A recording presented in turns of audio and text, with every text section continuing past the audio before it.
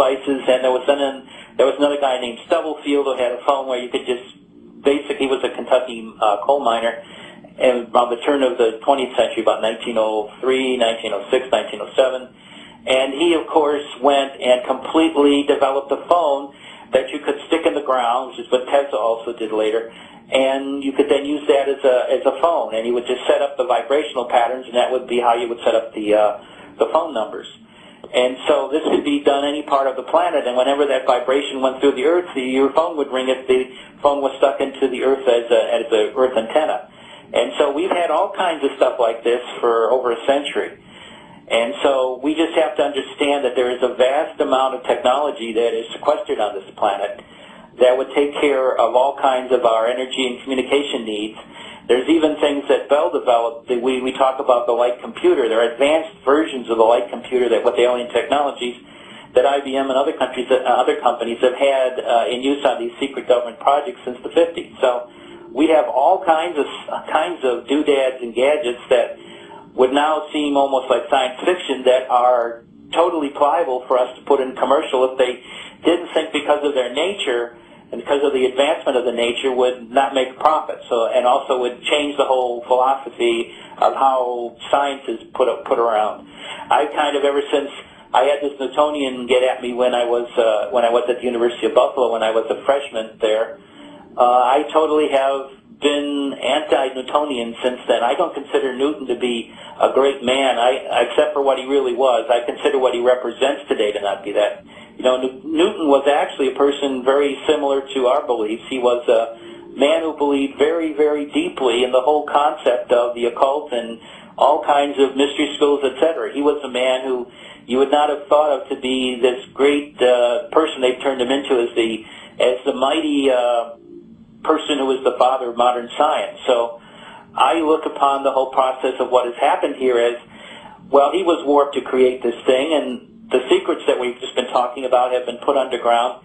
If we would allow all this stuff to come forward and become public, and just even if you put it in the public domain and let any company go at it, the whole process of what we would have here very quickly would be a whole new technology. And there's even technologies with water, etc., that allow you, which also from the Syrians, that have been given to some people on this planet, that would allow people to completely solve the garbage problem on this planet, turn garbage into fertilizer, etc. We clean water, clean oceans, solve all these major problems. All this is sequestered or hidden away. We have to understand that there is technology on this planet that has been here now for decades, and some for centuries, that has been sequestered. Most of the people know that, most of our listeners know that I've got this background with all of these,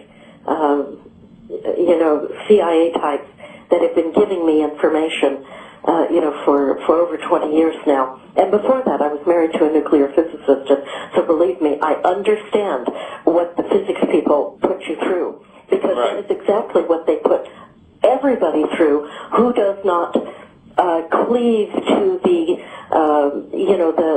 standard teaching of physics at this particular time. Anyone else is a kook, and they don't even listen to them. Right, exactly. And so I fully understood that. Before I go too far, I wanted to before we get too far away from what you were just talking about, I want to define the word occult. And that does not mean anything negative, bad, or whatever. A lot of people in this century use the word occult as evil, satanic. But all occult means is hidden. That's all that it means, hidden. Exactly. Just hidden knowledge that was put under the rug, so to speak, because it did not basically go with what, quote-unquote, the mainstream people who were creating the conventional wisdom of this society, or the conventional illusion of this society. Yeah, it's a better word to put it there, Ayla. Yeah. And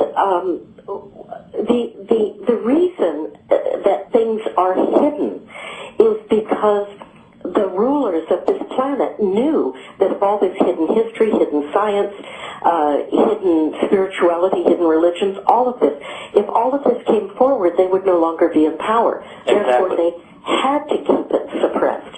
And if anybody talked about it, they tortured them to death and burned them at the stake. Exactly. I mean, look at Bruno. Well, I also want to talk about those Germans that you were just briefly alluding to that had secret technology. Did they end up in the inner Earth, and did they take it with them? Some of them took it with them. Other ones, unfortunately, wound up here in the United States, and certain other ones wound up in different secret bases which have been maintained by the dark ops governments of this planet in order to maintain this stuff as a fear factor. One of the things they've been trying to do for the last 20 years are these secret invasions to create worldwide martial law and create this massive fear that would allow them to just take over and get rid of people's rights, and et cetera, and create this massive monster that would have made Nazi Germany seem like a child's play.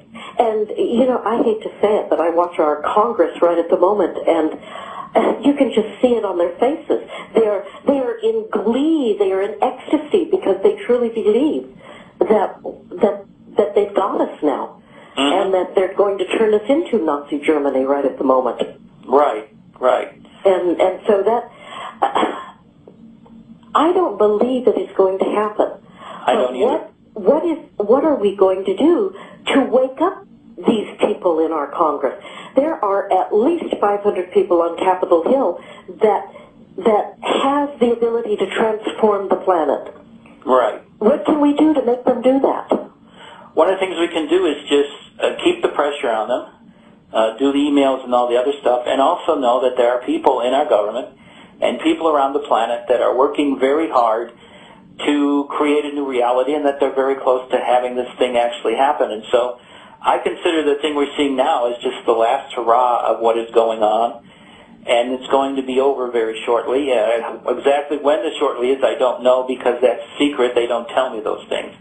For obvious reasons, because of the nature of the fact that you do have this monster psychic warfare thing ringed around our planet that tries to secure us, get rid of anybody's thoughts and analyze them. So they just tell me certain things, and they make sure that the other stuff that's too security oriented with the people they're working with, they have a group of people that represent the wealthy on this planet and the powerful on this planet that want to create this new reality. And the nomenclature that I like to generally throw them over is what is called our Earth Allies. So there's basically two groups. There's our Earth Allies, and there's these crazy dark group, and then there's the Federation and the Inner Earth people who are working to change all of this. And so there's this secret little war going on that people can't see and won't understand until it's finished, that allows for this new reality to happen. So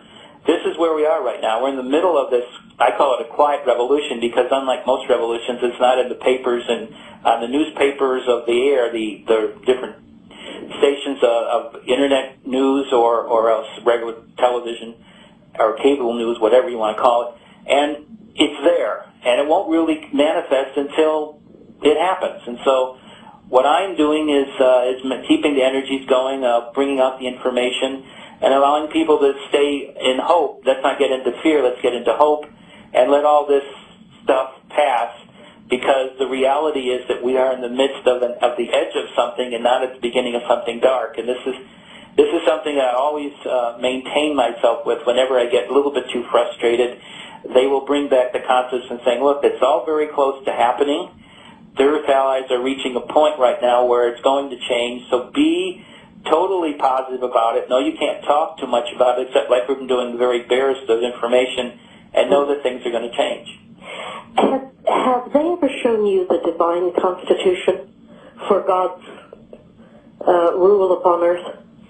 They've given me a little glimpse of it. It was given to me by some of the tribal chieftains.